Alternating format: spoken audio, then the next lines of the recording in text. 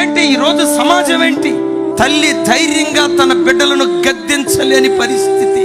కళ్ళల్లో నీళ్ళు అట్లాగే కుక్కుకొని వీడినంటే ఎక్కడికి వెళ్ళిపోతాడో, వీడి మీద చెయ్యెత్తితే నన్ను కొట్టడానికి వాడు ఎక్కడ కాలెత్తుతాడోనని బిక్కు బిక్కుమంటూ తల్లిదండ్రులు భయపడుతున్నారు.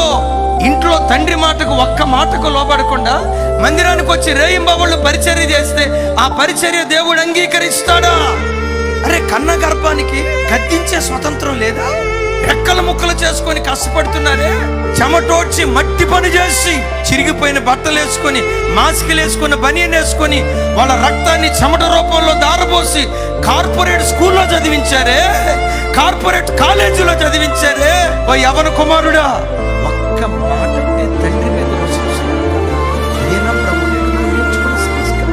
యవన బిడ్డలారా, దేవునికి కావాల్సింది నీ పరిచర్య కాదు, ముందు నీవు దేవునికి కావాలి.